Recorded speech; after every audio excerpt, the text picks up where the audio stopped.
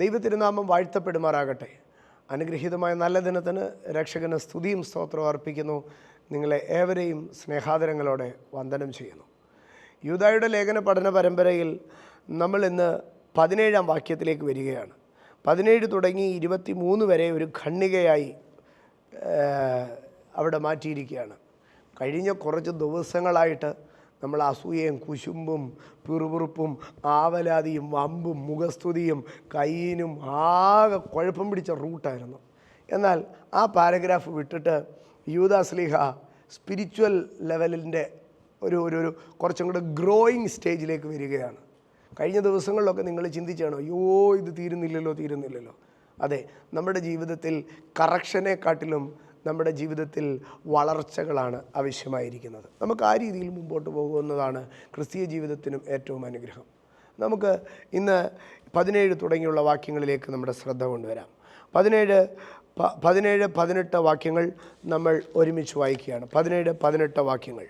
അന്ത്യകാലത്ത് നിങ്ങളോ പ്രിയരെ, നമ്മുടെ കർത്താവായ യേശുക്രിസ്തുവിൻ്റെ അപ്പോസ്തലന്മാർ മുൻപറഞ്ഞ വാക്കുകളെ ഓർപ്പീൻ. അന്ത്യകാലത്ത് ഭക്തികെട്ട മോഹങ്ങളെ അനുസരിച്ച് നടക്കുന്ന പരിഹാസികൾ ഉണ്ടാകുമെന്ന് അവർ നിങ്ങളോട് പറഞ്ഞുവല്ലോ. യൂദാസ്ലീഹ പറയുകയാണ്, നിങ്ങളോ പ്രിയരെ, നമ്മുടെ കർത്താവായ യേശുക്രിസ്തുവിൻ്റെ അപ്പോസ്തലന്മാർ മുൻപറഞ്ഞ വാക്കിനെ ഓർക്കുവിൻ. ഇതിൽ നിന്ന് ഈ വാക്യം നമ്മൾ ആരംഭത്തിലെടുത്തതാ.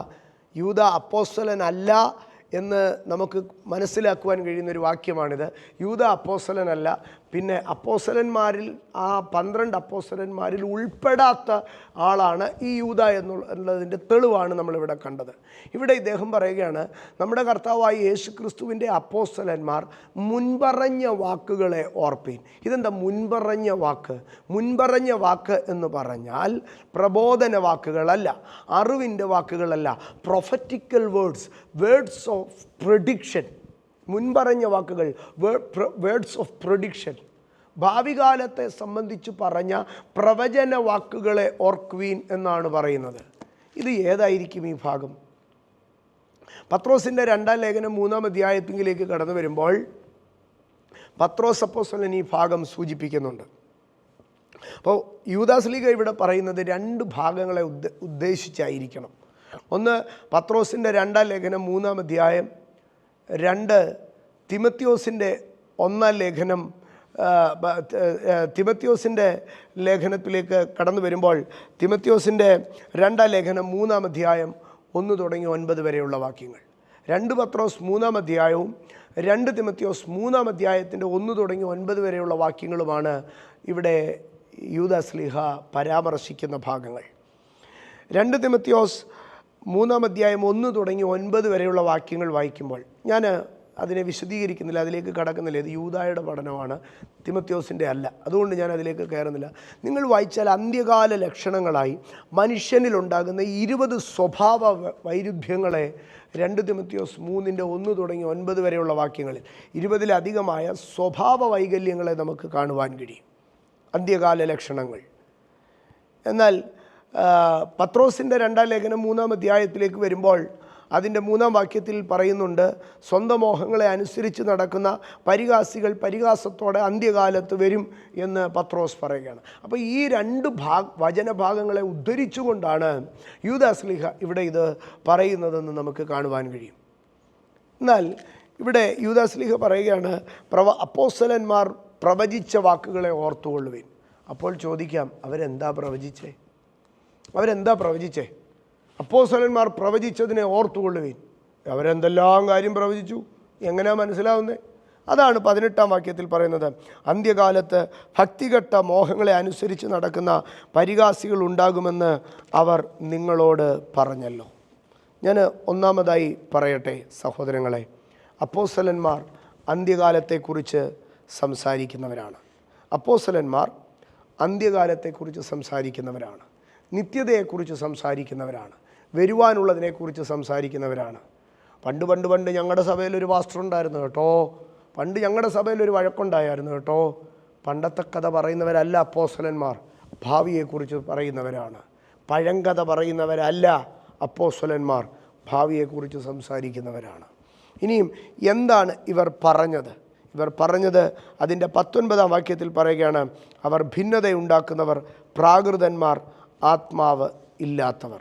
ഭിന്നത, പ്രാകൃതം, ആത്മാവ് ഇല്ലാത്തവർ.